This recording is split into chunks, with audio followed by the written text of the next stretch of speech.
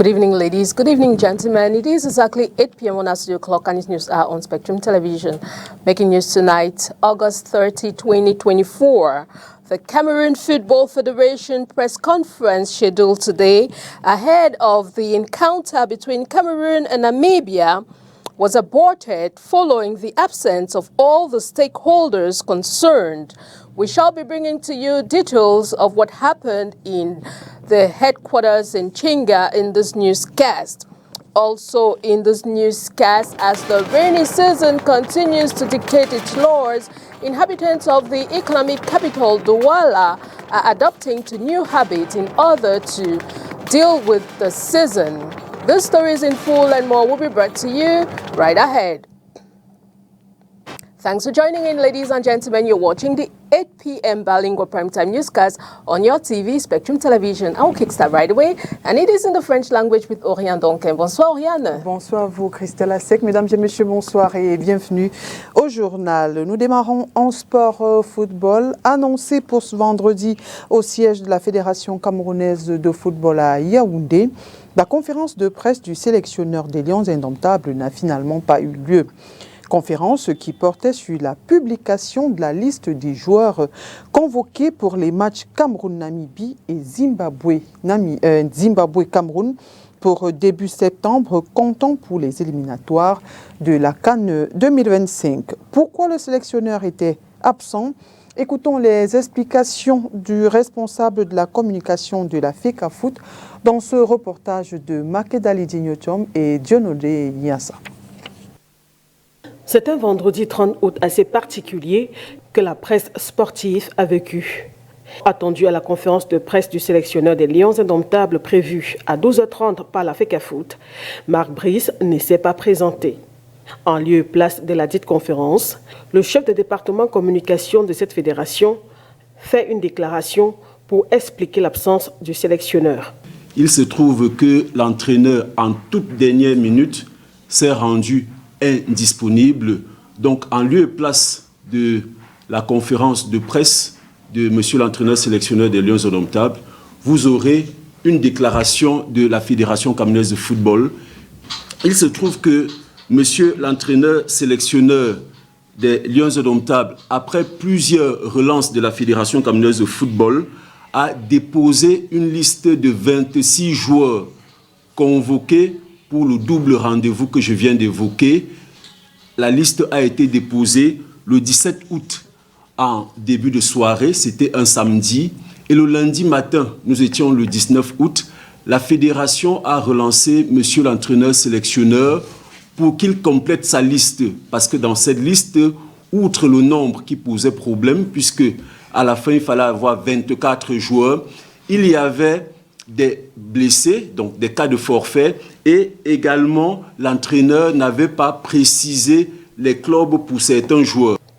Et c'est finalement le 28 août, en début de soirée, que Marc Brice a envoyé à la fédération la liste des 24 joueurs retenus pour les matchs Cameroun-Namibie et Zimbabwe-Cameroun, comptant pour les éliminatoires de la CAN 2025. Mais après cette déclaration du responsable communication de la Fédération camerounaise de football, les journalistes sont à nouveau appelés pour la même conférence de Marc Brice, prévue cette fois à 14h. Seulement, pendant que les journalistes attendent en salle, Marc Brice est en réunion avec le secrétaire général de la FECAFOOT. À la fin de cette concertation, le technicien belge repart sans s'adresser aux médias. Et quoi qu'il en soit, la FECAFOOT a tenu à rappeler que la liste sera publiée sur Internet et que le stade Rumde Adja de Garoua est maintenu pour le match Cameroun-Namibie. Mais le plus important, nous le savons, c'est la publication de la liste des joueurs retenus pour les deux rendez-vous qui nous intéressent tous. Rassurez-vous, la publication sera faite sur les plateformes de la Fédération camerounaise de football incessamment. Vous aurez l'occasion de découvrir les joueurs convoqués pour ces deux rendez-vous. Mais avant de clore mon propos, je voudrais vous rappeler que ces deux rendez-vous, le premier, c'est à Garoua, le 7 septembre 2024 à partir de 17h au stade de Rumde Adja. Et le second, c'est à Kampala, au National Mandela Stadium, à partir de 19h heure de Kampala. Il sera 17h à Yaoundé. C'est donc dans ce contexte que les joueurs convoqués sont attendus début septembre pour le début de stage. Et cette déclaration de la FECAFOOT au sujet de l'absence de Marc Brice en conférence de presse ce vendredi suscite quelques interrogations. Le sélectionneur des Lions Indomptables a-t-il été informé à temps après l'envoi de sa liste de 28 août dernier? S'est-il présenté à l'heure convenue? Écoutons une fois de plus les précisions du chef du département communication de la FECAFOOT au micro de Dieudonné Niassa. Le 28 août, ce même jour-là, la Fédération camerounaise de football a saisi monsieur l'entraîneur sélectionneur des Lions Indomptables par courrier pour lui suggérer d'organiser une conférence de presse ce vendredi pour la communication de la liste des joueurs retenus pour ce rendez-vous. Et ce vendredi, à 10h30, monsieur l'entraîneur sélectionneur des Lions Indomptables s'est ramené à la Fédération camerounaise de football sans jamais avoir prévenu la Fédération de sa présence. Et vous pouvez comprendre pourquoi vous n'avez pas été informé plus tôt, parce qu'il fallait sa confirmation qui n'est pas arrivée. Il s'est ramené pour, disait-il, la conférence de presse. Il y a eu une séance de travail dans le bureau de monsieur le secrétaire général de la FECAFOOT et de commun accord, il a été décidé que monsieur l'entraîneur sélectionneur des Lions donnerait sa conférence de presse à partir de 12h30 et immédiatement la communication vous a été faite. C'est la raison pour laquelle vous êtes présent ici. Mais malheureusement, à 11h06, monsieur l'entraîneur sélectionneur des Lions Indomptables a envoyé un mail à la Fédération camerounaise de football. Le mail dans lequel il précise qu'il s'est présenté à la Fédération et qu'il n'y avait pas de disposition pour la conférence de presse et qu'au regard, je le paraphrase, au regard de son état de santé et de la préparation des doubles rendez-vous Cameroun-Namibie et Zimbabwe-Cameroun, il ne peut pas se présenter devant vous en ce jour. Des Lions Indomptables retenus pour la rencontre Cameroun-Namibie du 7 septembre prochain. Match comptant pour les éliminatoires de la CAN Maroc 2025 est connu. Chez les gardiens, on a Simon Gapambouetnou, Simon Omosola, André Onana. En défense, ce sera Christopher Wounou, Tolo, Faye Collins, si on peut avoir les images, et autres Tchatchouan, Gade Ngandui, qui vont protéger les arrières, assistés de Yvan Dibango, Guy Marcelin Kilama. Au milieu, Franck Zambo Anguissa, Carlos Baleba, Martin Onla, Yvan Nou vont ratisser l'âge avec le concours d'Olivier Ncham. De retour dans la tanière, un autre retour, cette fois-ci en attaque, c'est celui de Franck Magri, qui va donner quelques tips à Boris Eno, le tout nouveau de la bande. Il sera entouré de Christian Bassogok, Brian Bemo, Vincent Aboubakar, Jules Nkwo, Didier Lamkelze et Georges Kevin Koudou.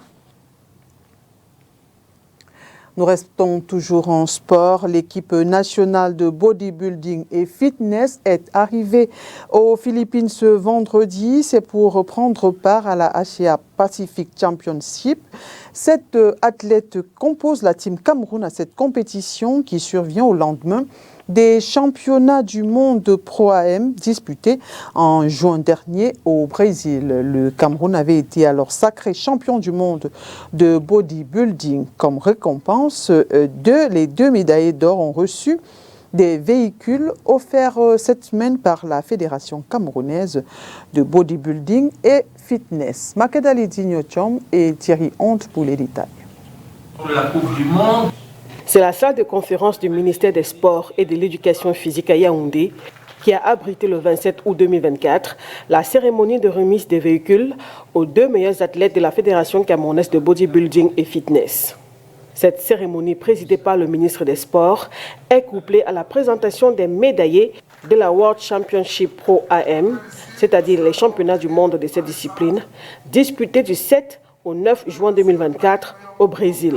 La team Cameroun en bodybuilding et fitness s'est distinguée avec ferveur et ardeur, force, vigueur et vitalité, collectivement, en obtenant au classement général le titre de meilleure équipe masculine, synonyme de médaille d'or, et par individualité, en accédant au prestigieux et valeureux titre de champion du monde lors de la compétition sus-indiquée.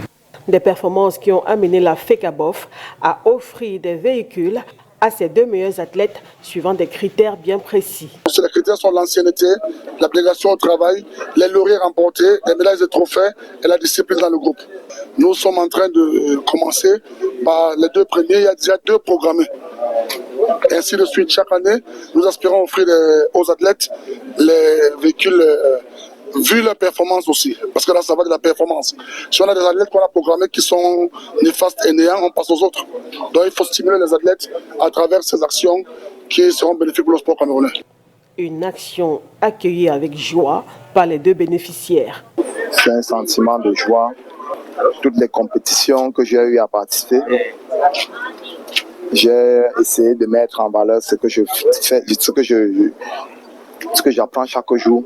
Et c'est ça qui m'a permis donc d'arriver à beaucoup de titres sur le plan mondial. Et c'est la reconnaissance de ces titres-là en ce moment par la Fédération camerounaise de bodybuilding fitness.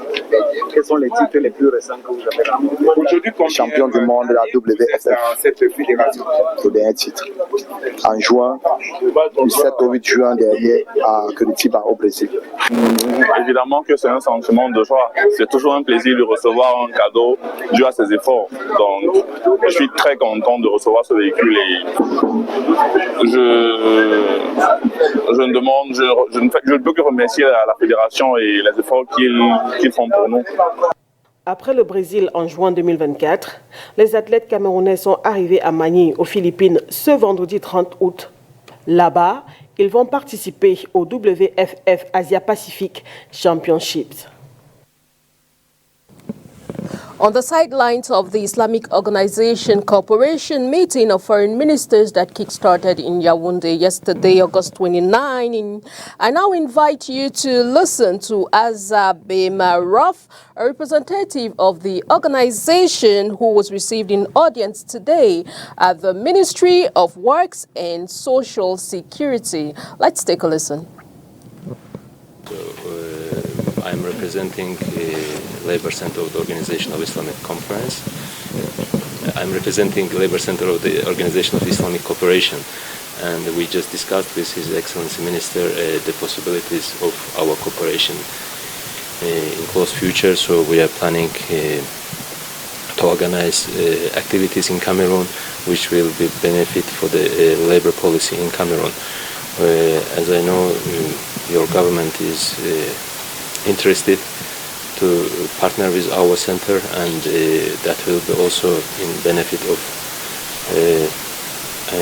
Cameroon citizens, and we are going to train, to organize training in different subjects in Cameroon. And I would like to thank once again for Mr. Minister for his hospitality. I'm glad to be here, and I hope we will next time we'll come for the organization of our first activity in Cameroon. So we just discussed that our teams will work together on proposals where we can be effective here and where we can assist ministry, labor ministry in Cameroon. For the moment I don't have clear subjects, but in close future we will come up with project ideas soon. Rentrée scolaire 2024-2025, les parents vivent dans l'effervescence des préparatifs avant le 9 septembre prochain. Bien que d'aucuns déplorent l'absence des moyens financiers, l'on assure les enfants iront à l'école le jour dit. Olivier Bouzika a rencontré quelques-uns à Yaoundé, son reportage. À quelques jours de la rentrée scolaire, la fièvre monte côté parents. Ce n'est que le stress. On ne peut que la vivre de façon stressante parce qu'il n'y a pas assez de moyens pour gérer les rentrées. Vous savez, le coût de vie est devenu très cher et bon, on fait avec le peu de moyens qu'on a, mais ce n'est pas toujours ça, ce n'est pas évident. Pour mieux aborder cette période, certains ont démarré les préparatifs depuis des mois. J'ai l'habitude de préparer la rentrée scolaire un peu plus vite que je ne pense, parce que je mets de côté des ressources pour gérer les imprévus de la rentrée scolaire. C'est une épreuve d'habituel, que nous on est habitués, donc ça va arrangé en conséquence. D'autres n'ont pas pu. Excès de charges. Nous préparons la rentrée à l'avance, mais avec les temps qui sont difficiles, on a essayé de faire les quelques économies. On espère que ça va donner. Bien ou mal préparés, les difficultés ne manquent pas. Nous qui n'avons pas d'activité parallèle ou alors d'autres ressources, on ne peut que compter sur le salaire. Et avec le nombre d'enfants qu'on a sous la main, c'est pas évident vraiment. C'est vraiment pas évident. La seule difficulté, comme j'ai 2 enfants qui vont dans de nouveaux établissements, c'est de trouver le bon établissement pour ces enfants. Ils ne soient pas très loin de la maison et pour ne pas dépenser en transport. C'est un peu difficile les temps-ci. Et puis les choses sont assez chères, les fournitures sont chères et les livres sont rares. On a des difficultés à trouver des livres dans le marché. Des challenges à relever impérativement pour que les enfants démarrent l'année scolaire dès le 9 septembre prochain. Rights are at risk in Georgia as the country, once seen as a safe haven for journalists, implements a new law. Our foreign partners, the Voice of America, tells us more in the following report. Tens of thousands of people took to the streets of Georgia's capital, Tbilisi, this year to protest a new law targeting foreign-funded groups, but to no effect. When the law goes into force in September, nonprofits and media with more than a fifth of their funding from foreign sources will be required to register as so-called foreign agents, or risk inspection and hefty fines. The law supporters say it will bolster transparency and Georgian sovereignty. But analysts warn the legislation could be used to silence government critics and push Georgia further from the West. If they have to register, it will limit their abilities to report freely and critically of the authorities. But if they don't register, then they can be ruined financially. Georgia was celebrated as one of the freer former Soviet countries, but it has grown closer to Moscow in recent years amid declining freedoms and rising corruption, according to Said. Georgia is basically at the crossroads between Russia and the West. Some groups in Georgia say they will pay the fines rather than register as a foreign agent. That includes the Media Development Foundation, a press freedom group. It's quite complicated time for independent institutions in Georgia, but it's our fight and we should defend our rights and we should defend democracy in Georgia. Georgia is the latest in the region to adopt the Russia-style law. Kazakhstan and Kyrgyzstan have enacted similar laws too.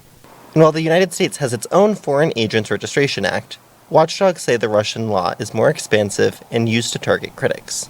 Moscow has designated dozens of media outlets as foreign agents, among them VOA and its sister network, Radio Free Europe, Radio Liberty, known as RFERL. It becomes more difficult, but we're not going to be deterred. We continue to stay on the mission. Failure to comply with Russia's law brings steep fines and the risk of imprisonment. It is one of the reasons RFERL and other outlets move teams to other European cities. We decided to stay as long as we can because being on the ground is crucial for us. And the pretext for leaving the country was the threat to security of journalism. Russia's crackdown on media after its full-scale invasion of Ukraine resulted in many journalists going into exile, including to neighboring Georgia. With this legislation, Georgia may also lose that status of a safe haven for lots of critical journalists from other countries, which will be very bad. With parliamentary elections in October, media defenders are anxious about how the new law will affect press coverage. Liam Scott, VOA News.